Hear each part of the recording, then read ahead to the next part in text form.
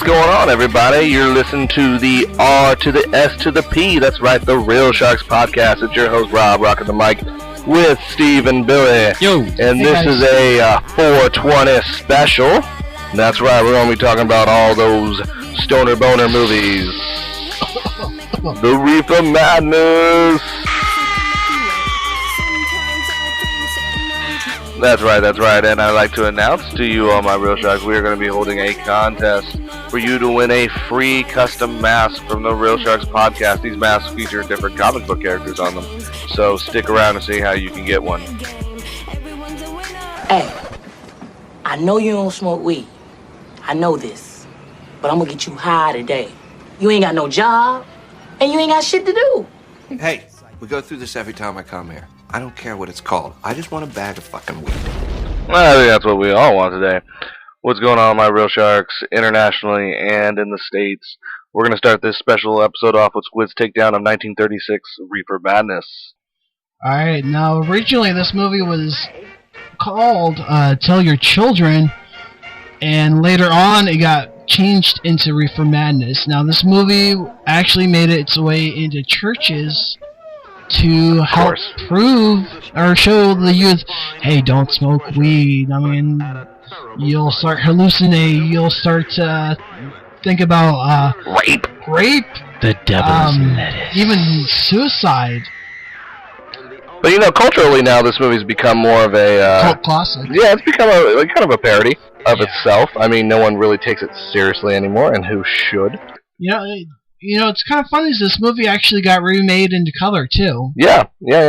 And there's references to smoking in it. They actually put, like, a part where you're supposed to get high, where it says 420. Yep. It actually flashes 420 on the screen. It does, Yeah. I mean, it's subliminal messages, and it's affecting me right now. It's a little weird that they use this movie sometimes. Like, potheads in some movies will be watching this film. To when kind we're of smoking? while they're smoking, to kind of make fun of it. That's what it is, because, you know, culturally, this is back in the day when weed was literally the devil's lettuce.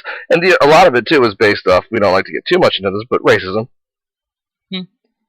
Racism for the black jazz singer, because he was always smoking pot. But, you know, it got funner back in the day. Let me just say. Gotta roll this. That's right. But you know what's kind of funny is Motley Crue, they actually used clips from this movie in one of their songs, "Smoke in the Sky," from their self-titled 1994. Really? It wasn't "Smoking in the Bathroom"? Smoking in the bathroom. God, I hate that song. Oh, come on. That's such a lame song. But you know, once everyone got past Reefer Madness, we got to probably the original stoner classic, which is Cheech and Chong. That's right, starring Cheech Marin and Tommy Chong. I mean, there's a few of these movies. There's Cheech and Chong, next movie, Up in Smoke, Still Smoking, Nice Dreams. There's a few. They've even done some when they were a lot older here, though. But the original stoner classic, basically, Cheech and Chong is about. Cheech is a musician, starving musician, and he basically finds Chong on the side of the road in the first movie, and Chong's actually pretending to be a woman, and basically they connect through their first doobie, so to say, that is made of pure, it's made of Maui Wowie and Labrador. Which was like cool back then to be like, whoa, Maui Wowie. Maui Wowie, yeah, is real, but Labrador is not. Labrador was just his dog's, basically, spoilers for anyone who's never seen this movie, basically his dog eats his bag of weed, and he has to follow him around, he shits out the weed, and then rolls it into a blunt, big old weed. But the purpose of the movie is basically, you know, Cheech and Chong, you go to Tijuana, basically, and they get accidentally kind of involved in this grand scheme where they're driving a van that is, guess what, made of pure pot. I mean, everything on this damn van is pot. Down to the glass. Down to the glass, and they basically don't know, but they're smuggling this back into the United States. Then they end up going to a concert where, you know, they're band. Yeah, it's one of the worst songs you ever heard, but then everyone gets stoned, and then they just make one of the greatest songs you've ever heard, and then that's kind of the end of the first movie. The next movie is, you know, them basically chilling, living life, and it's kind of that one's kind of silly because it's weird. It's like Cheech plays two roles in it. Because he plays like his cousin or something like that, or like his weird like cousin or something. But basically, the second movie is they're just chilling in their house, trying to, they're a starving band now. One of the greatest iconic scenes, of course, is when Chong is trying to find something to smoke because they don't have any money, and he crushes a bug, and he puts it in his pipe and smokes it. But these movies, they're classic. I mean, do they get old though nowadays? No, because they're culturally. I mean, these movies were pretty much the cornerstone for potheads in the 70s, where it kind of like really ramped up, and society kind of. Up in Smoke came out in 1978. Yeah, 78. There was a lot of them that were. It made it acceptable for society. Like, a lot of people were still kind of scared at that time because the Reefer Madness, even though we made fun of it, people were Still Smoking came out in 83. In 83, so right around that time where people were. Yeah, you're definitely right though. It definitely was a cultural impact on marijuana because. There's so many. Think of all the references that came from this movie towards pot smokers. Like, oh, what do you guys like? Cheech? You smoking the Chong? All those stupid kind of things. People would be like, what are you, Cheech and Chong? Anybody who would ever know that weed was a bad thing would associate it with Cheech and Chong. Even though most of them would sit down and watch Cheech and Chong just on a regular basis because it was funny, they'd still sit there and like insult a pot smoker. Like, be like, oh, look at you, you're Cheech and Chong. Yeah, you little Cheech, why are you doing that? Blah. Yeah. What else can you say about this movie, though? I mean, like, you were just saying all this stuff about it, but, what kind of helps it, too, is they kind of helped form a formation to possibly get marijuana legalized. I mean, they made smoking weed, like, okay, there's that aspect. Yeah. Everything. But you can make that is a great point. Cheech, Marina, and Tommy Chong, they do actually do a lot of stuff on the side for marijuana advocacy. But you know what? So I've also heard the argument that this movie did a lot of damage towards legalization of pot because it paints pot smokers as such idiots and stupid and we're crazy and they're out there and they're going to damage society. Yeah. So that was one of the things that this movie did have a negative impact. But then again, I asked myself, don't all pot-smoking movies, aren't they all kind of like that? Especially with the next few we're going to get into. This one is a timeless classic, I think, that gets mentioned time and time again. And of course, we're going to mention it on this episode, and that's 1993's Dazed and Confused. My God, this movie has such an enormous cast in it. And for a movie that they say is about marijuana and pot smoking, this movie doesn't have that much of that in it. It's more of a coming to age movie than it is a marijuana movie. But there's just so much references to the different kinds of drugs in there. Everyone always associates this movie with pot, so that's why it's brought up. But of course, it had Matthew McConaughey in it, Jason London, Ben Affleck, Riley Wiggins, Mila Jovovich, Parker Posey, Adam Goldberg. Oh God. Roy Cochise. I mean, the list goes on and on with this movie, but timeless classic. For those of you who have never seen Dazed and Confused, freshmen's coming into high school, and then some of it's the last day for the seniors, and basically the whole thing is about ritualistic high school society in which kids get beat with paddles. So if you ever see that reference in culture of them beating kids with paddles, that's from Dazed and Confused, because the whole movie is just Ben Affleck trying to chase around these poor kids to basically assault them. Basically, that's the whole film. And in the end, the part where his mom comes out with the shotgun is such a good part because I'm like, that is more realistic nowadays. It like stops. Yeah, because you shouldn't be like, no, don't go out and do this to kids. But seriously, though, that's what this movie's about. It set a cultural trend in motion here with people basically beating kids in high school. Yeah, right. And then like them running for their lives. Never happened to me. It was right. Yeah, never happened to me. I guess it happened in this is based off of 1979, I believe. The film's supposed to be based off of 78. Around that time. Yeah, around that time. Again, like you said, Rob, like weed wasn't too much prominent in the film, but there were scenes. There was massive scenes where people were doing it. So I can see why people would say that because like you had Matthew McConaughey's character who was doing it. You had obviously the kids who were trying to be cool doing it. Mm-hmm. You had a lot of.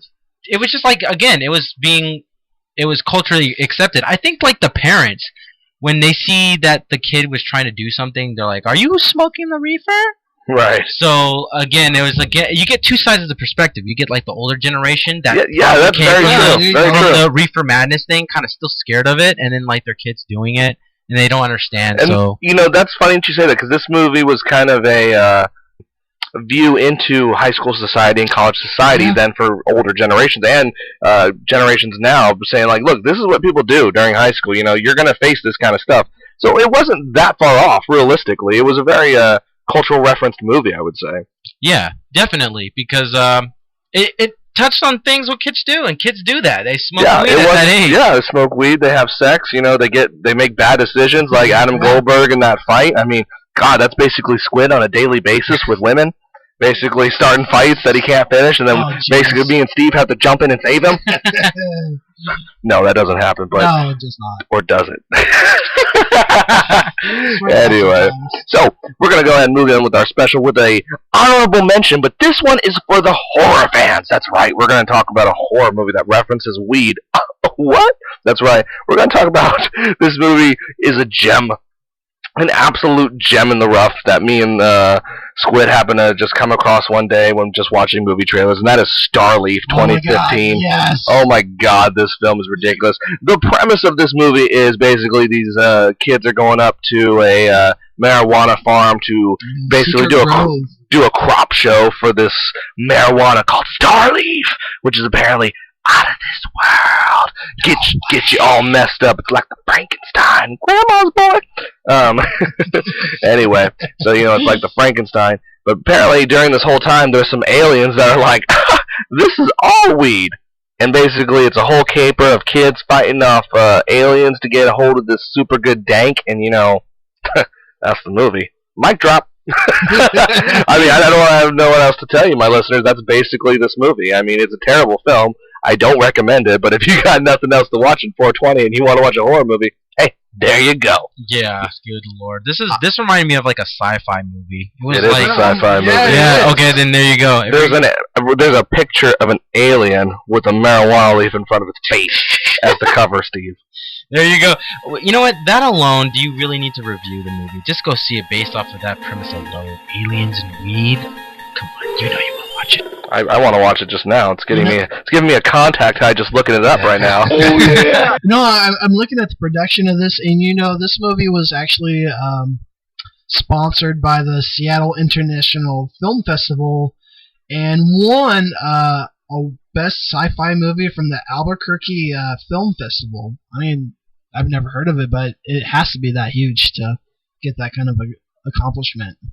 All right, before we move into more of the more popular films, I'd like to talk about a movie that it's not that well known, actually. Coming onto this before we even came on air, I stumped Squid and Steve with this one because I never even heard of it. This movie's called Growing Up. It's a 2008 film starring Rachel Blanchard, Rosina Arquette, Wallace Lingram, Steve Yaffe, Katie Bond, John Core. And let me tell you, this is an interesting film. It's about two kids that live among their parents that are running to grow up in the house.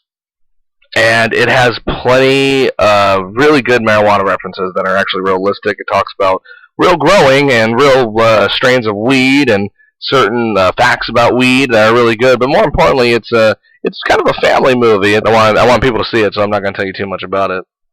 But that's going to be another honorable mention here before we move into some of the bigger ones. Like, I'm sure everyone knows what we're going to get to, and I'm sure half of you out there were like, God, when are they going to get to it? And it's right here. We're going to talk about 2008's Pineapple Express now. So, what can be said about Pineapple Express? First of all, it's a comic. It's actually a comic, and it's funny when Seth Rogen was tapped to do this film. He said he would only do it with someone who smoked just as much weed as he does. And found that person. And he happened to be James Franco. Yeah. James Franco, though, this is actually a movie I really, this is where he grew on me, actually. I did not like James Franco. Really? No, I did not. I mean, I've seen him in his first movie, like Tristan and Easdale. Remember that movie? Yeah. Oh, God, I don't even know if that's the actual name. I know it's Tristan and something, or whatever his name is. And then I did not like him in Spider-Man. Did not like him in Spider-Man. But Pineapple Express made him grow on me. First comedy by the guy, right? I believe so. Yeah. And this is where he kind of. This is a breakout role. This is a breakout role. He knocked it out of the park for him. He was already known, right? He was a household name. Yeah, but he wasn't liked as much as he is now. Now people really like James Franco. People didn't really care for him too much now then. I mean, I liked him when he was doing Flyboys. I thought Flyboys was a decent film. But, you know, what's interesting about Pineapple Express is they actually had certain people offset telling them what they could and could say about certain weed strains. Like, they were like, yes, you can't say that. No, you can't say that. And it's actually one of the very first movies to reference real marijuana strains in it. Because before, you couldn't really say those things. Like, if you ever remember the movie Grandma's Boy, double tap back to Grandma's Boy again, love it, that's another good stoner movie. Grandma's Boy, they called the reference of the weed in it, like the Frankenstein, the Incredible Hulk, you know, all these different kind of names. But that was because they couldn't use actual real names. And now you see nowadays, and this is just for a little facts, my listeners, right now there is a struggle for marijuana strains to keep their names legally. Like, anything that's referenced to a movie, you can't use anymore. Like Grape Ape. Grape Ape was a Hanna-Barbera cartoon. Now they can't use that name. But I digress. Pineapple Express is a movie, though, I have to say, knocks it out of the park. I mean, Danny McBride is in this film. I mean, come on, who else, guys? Who else we got in this movie, you know? Oh, man, we have Seth Rogen. Danny McBride. Gary Cole was in it, kind of. And Rosie Perez. That was one of the crazier ones, and obviously Craig Robinson. Bill Hader. Bill Hader. I love Bill Hader. Right there. Those people alone are like some of the funnier people in this generation. Yeah. But then you have James Raymar, who is very, fantastic very well known. Danny McBride. This movie helped knock it out of the park for Danny McBride too. You know, and Danny McBride was getting up there. He was rising here when this movie came out. Yeah. But Pineapple Express, I can't even express. You know, how good this movie is. It's actually just overall a good film. You know, if I'm gonna really break it down hard for you, my audience, it's a story of friendship. It's a story of, you know, basically not judging a book by its cover, getting past the weed dealer perspective. And by that, I mean, this is exactly what the movie is about. Seth Rogen does not want to be James Franco's friend because he does not want to be friends with his drug dealer. He finds it to be, stupid. He finds it to be beneath him. Yeah, beneath him. He finds it beneath him. Yeah. That's a good point. Yes, Steve. Because he's like trying to struggle. He's got like a weird thing going on. He's got like a girlfriend who's still in college. In high school. She's a high school senior. I heard that. Wish I didn't hear that, but I heard that. Yeah.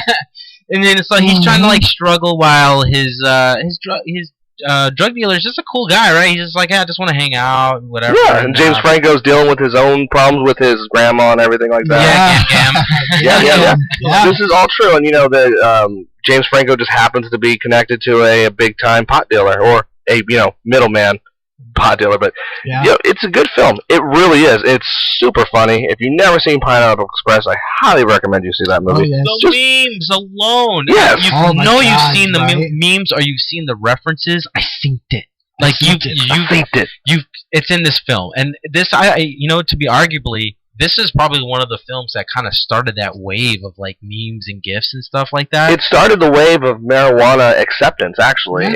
Second wave, actually. Yeah, because people started to accept marijuana way more after Pineapple Express. It became so much more acceptable, almost like nonchalant that everyone smokes weed. Yeah, definitely. I think you're right on that, Rob. Like after the Cheech and Chong, since they had so many films, after that there really weren't any like specific film. I mean, you had some references in it, but this one was like, it was based around it. Yes. It was funny, and it was like culturally. It was informative. It was informative, and it didn't. Even if people who hate weed like the movie, they're like, I like Seth Rogen. It's like, well, Seth Rogen's like one of the bigger potheads in Hollywood. Oh, right.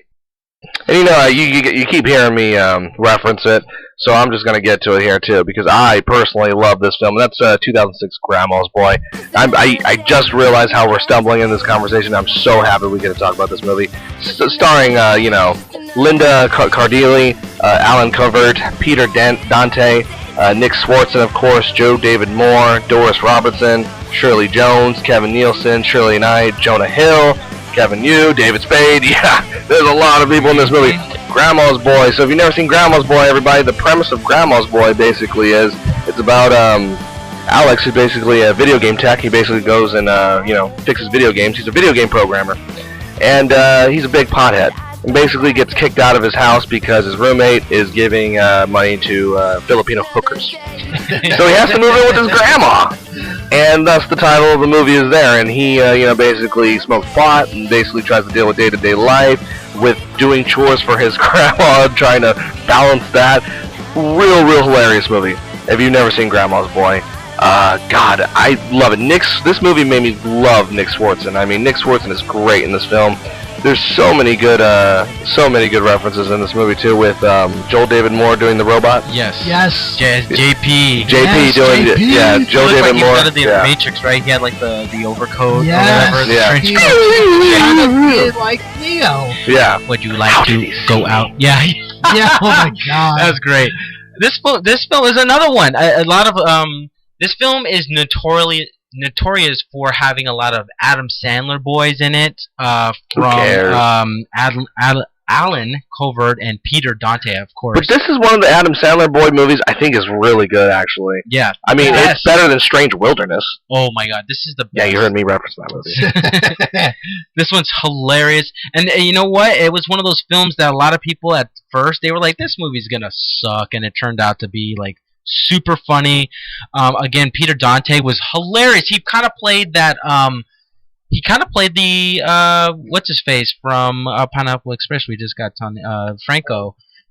His Saul? character, Saul. His character. Remember, he's just sitting there. He has the monkey and stuff like that, and he's like the total stereotypical like pothead, but like again done in another way that seemed real and fake at the same time. Gonna get a lion, man. It's the king of the jungle. Right? And the doctor. Yeah. Oh God. Well, it's kind of funny. Is again, this movie was a breakout hit for Pete Dante, even Nick Swardson. I mean, this kind of made him rise to fame at that for this time, because I mean, the only things that Nick Swardson was doing was Reno 911. Wow, that is true. That is very true. That was a good point. I gotta get this movie in there quick before Steve stops me. 2011's Your Highness. That's right, I got it in the episode. This is one of my most favorite. Oh God, and I know so many of you out there are going, "Oh my God, that movie sucks." I love this film. I'm such a big fantasy geek, so I love it. I think there's not one part of this movie that's bad. But Steve will tell you otherwise here on the panel. But it's okay. So, for those of you who have never seen Your Highness, it stars Danny McBride and James Franco, Natalie Portman. There's so many. Toby Jones, Justin Thorax. Let's see. God, the list goes on and on and on and on here. Charles Dance, who played, of course, Tywin in Game of Thrones, is in this movie. Basically about Danny McBride, who is the brother to the prince, which is played by James Franco, who gets basically his bride to be kidnapped, and he has to go save her. But it's just a big caper. It's one of the most ridiculous films you've ever seen. I can't even really give too many. It is. It's so bad. Like when they go into the wizard's house and he's cultivating herbs, which basically there's a wizard just growing weed, and then he basically molests James Franco and Danny McBride at the same time. This is one of Steve's most hated films, in a movie I will say is so bad it's good. But I'm going to be serious here on it. It's corny bad. I'm going to be serious on here though. James Franco has even said he hates this movie, and he would never ever make another one. Yeah. But the fact of the matter is, though, I can tell. I know, James. I can tell you were serious when you made this movie, because the sets of this film are fantastic. There is some great action scenes in this film. There's some great special effects, like with Munchy when he basically dips his hand into the cauldron and makes this like Hydra in the ground, which spoilers, James Franco has to slay. But this movie is great. I know Steve's favorite line is, "What do you do? How do you get so dirty? Do you just take the earth and rub it upon your face?" I know that's Steve's favorite line in this whole movie. Oh, God. Yeah, it's an interesting thing, I guess. I give it to Danny McBride. This is, again, I think right off of his success, because it came out in 2011. Right off of Pineapple Express, he started having his own show on HBO at the time. It was getting ready to begin. So he was riding that wave. Yeah, he's Eastbound and Down. All of Eastbound and Down. This is when he was riding high. He obviously Way started past the this. foot fist way. Yeah. Oh God. Yeah. Another movie reference. But yeah, Your Highness, not the greatest film. I'll just give it that. Yeah. Says Me being courteous. says 2/2 of the table. Says 2/3 of the table. God, who you gonna listen to? You gonna listen to them, or you gonna listen to the single host Rob that runs the show? You gotta listen to me. Watch the film. I like it. I think it's a great film. I mean, as a comedy, I love Lazar. I'm right. I mean, as a comedy, it's like pure good. It's so, like I just said, it's so bad that it's good. I mean, the one-liners are pretty funny. I mean, just God, a freaking Zooey Deschanel is Belladonna, Yeah. the princess. Yeah. The ending's hilarious. I love the ending. I mean, The ending was funny. Yeah. It's a cheap cop-out ending. Yeah. The Minotaur dick, though, is just, it's great. God. I love that. I think it's great. You know, you talk about hanging dong in films, there you go. Literally. Minotaur dong wrapped around Danny McBride's neck. But it's basically a fantasy turned on its head. It's one of my and it's hilarious. Again, spoilers, one of the best one-liners in that film is when he's just like, "Oh yeah, how you gonna stop me, Lazar?" And he's like, "With magic, motherfucker." It presents like so serious, like fantasy. You know, it pushes fantasy to that whole serious element. But I think it's a great stoner film. I love it. I think it's a good film to get vegged out and watch. God, it's better than sitting there and getting freaked out to Donnie Darko. Oh jeez. Which is another film I guarantee some people are watching. Yeah, I have another one that I think it kind of goes either way because it was a trilogy.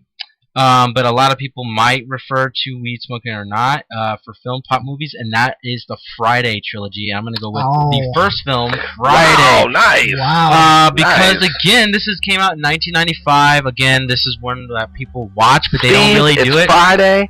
You ain't got no job, and you ain't got shit to do. And what do? It's Craig's. He gets fired on his day off, obviously in the film, and his friend Chris Tucker, basically smoking. His name is Smokey, and what he does is sell weed in the film while smoking it, and that's the whole premise of the movie. Really, is they kind of just stay on the porch About the hood. About life in the hood. And then but they get in trouble with Smokey, with Big Worm. Right, he owes him Worm. Yeah, because he smoked away the weed, and Craig gets high for the first time in the film and stuff like that. And it's a really great film that obviously spanned 2 sequels. I mean, it's about triumphing over anybody. It's one of those '90s triumph movies. It is. That's what it's about, because it's about triumphing over the bully of the neighborhood, so to speak, which is Debo. And then I want to kick off what you were saying. Then you got the second one, Friday After the Next, which turned it into less of a hood movie into a pure comedy. Yeah. Right. You still had the weed smoking though. Yeah, they were still there. You still do. It was still there.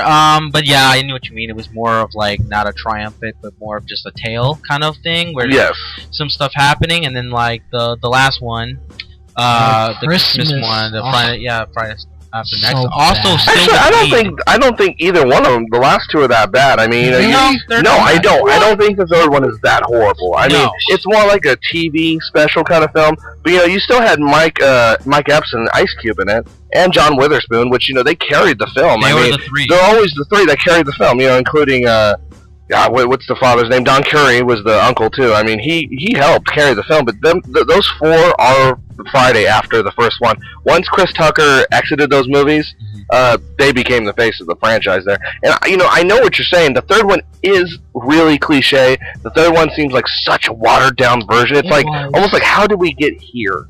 But it's still watchable. It is. I mean, I have a love-hate relationship. I know you love these kind of movies. It's strange. It is, but the whole reason why I love it is because it's something to finish off the whole entire series. What I hate so much about it is they use the cliche Christmas Eve panic, the trauma, and just disaster upon disaster happening. I see what you're saying. I mean, It's hood stuff, though. It's hood stories. You don't really need a story, just like the first film. It really wasn't anything. It was just stuff that happened. Human triumph. Yeah, with weed smoking throughout the film, that kind of carries it, too, to be honest with you. Every time something happens, what do? Greg's just smoke this. Yeah, and then they just, reflect off of what happened through a blunt. Same thing. It happens on all 3 movies. And again, it doesn't get mentioned with the Cheech and Chong type deal because Cheech and Chong was all about weed. No, this is definitely the new age Cheech and Chong. If you kind of think about it, it kind of harried it. It was the one that took over after Cheech. Everyone was talking about this, like, let's get high and watch Friday. A movie many people don't get high and watch, which is also another movie about marijuana, which is 2009's Leaves of Grass. This film actually stars Edward Norton, and Edward Norton as himself. Not joking. Edward Norton plays two roles. He plays himself and he plays his brother. Well, plays, his character, which is Bill, and then he also plays his brother.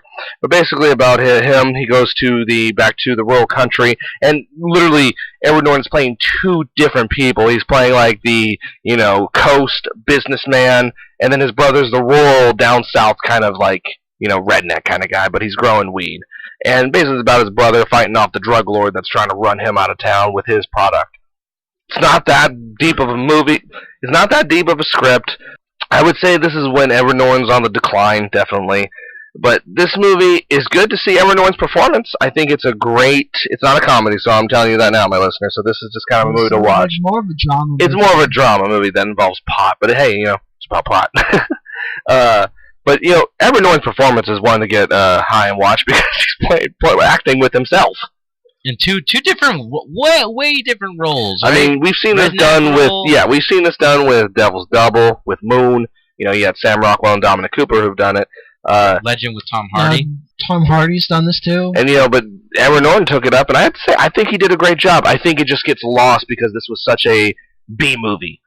Yeah. This was not a big production film. This was definitely one of Edward Norton's very unknown films. I'm sure a lot of you didn't even know about it until I mentioned it right here. Yeah, I never knew about this movie until you brought it up to me, and I'm thinking, no, I've never heard of this movie. And you told me who was in it. I'm like, wow, he really did this. And, I actually had to do some reading on this and get some knowledge on it. And it has this classic Greek drama. There's treachery, mistaken identity that happens. Is common in a lot of movies too. But what surprises me the most is Roger Ebert said this was his favorite movie about weed. Really? Oh my God! Really? That's funny. I kid you not. That's hilarious, and that is terrible. He gives it a 4 out of 4 stars. Wow. Probably because he talks about weed being, part of a drug lord and everything like that. I don't know, but it's a movie that doesn't paint weed in the best light, you know what I mean? I mean, the weed is just kind of actually, I would say, the bystander of this film. It has nothing to really do with what's going on. No, it's mostly about the mistaken identity more than anything. Yeah. Again, it goes off of that thing where, people are afraid of it, of what they don't know, and I kind of feel like that's what happened in this film.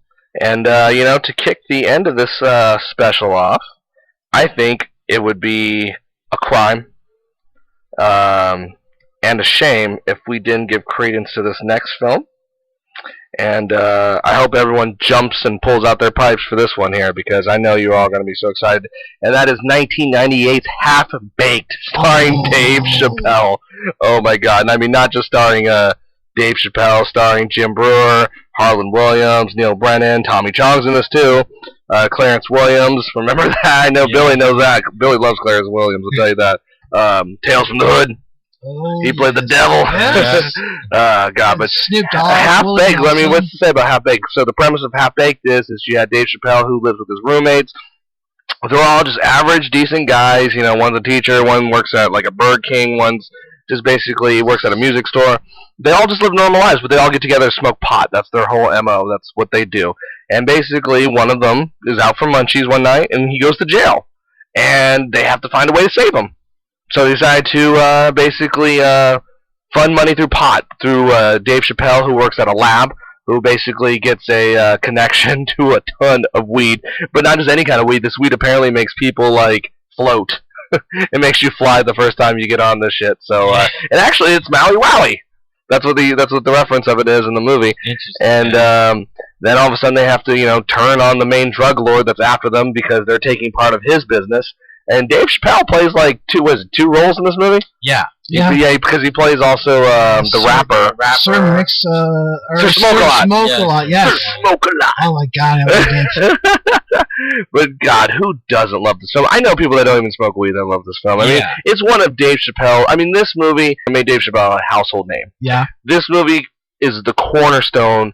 I'm sure Dave Chappelle doesn't want to hear that. I'm sure he would say Chappelle Show is, but no. Half-Baked is the cornerstone of Dave Chappelle's career. All agreed. This movie has him locked down in cultural reference forever. This movie is what propelled him. I mean, well, look at all the other guys. They never went anywhere. Dave Chappelle was the one that really went far in this whole movie. But it's a funny, hilarious film. It's, you know, one of the things I hate to say, too, I don't like judging comedies. We don't reference a lot of comedies on this podcast because comedies are a little harder to judge when it comes to the overall perspective. But I will say my perspective on Half-Baked is it's a great comedy. It's a funny film. Everyone should see it. Precursor to Chappelle Show, because a bunch of these people on it, they were all on Chappelle Show. Yeah. They worked on them in skits. Neil Bregman was obviously the writer of Chappelle Show. So, again, without this movie, Dave Chappelle wouldn't be where he's at, because this is like where he got his start, and then he did like other films. But yeah, Comedy Central saw this and they were like, yeah, we want to see if we can run a show with you. You know, I mean, the only two surprises when I watched this movie that I saw was Tracy Morgan in it, playing VJ, and one of my favorite, like, highly underrated actors, Guillermo Diaz. That guy has done a lot of good shows. And that is going to be the Real Sharks podcast. We hope you have enjoyed and got high to our weed reference movies. And don't forget to listen, like, and subscribe. Go to realsharks.wordpress.com to find all our web episodes like this and more. And again, I am your host, Rob, with the Squid. We'll see you guys later. And Steve. Yo. And if you've stuck around the whole program to find out how you can get one of those free medical masks, just comment below. And best comments will get a free custom-made medical mask from the Real Sharks podcast, featuring Spider-Man and all those various other lovable Marvel characters. RSB out. My room is still messed up, and I know why. Why, man? Yeah, 'cause I got high. Because I got high. Because I got high.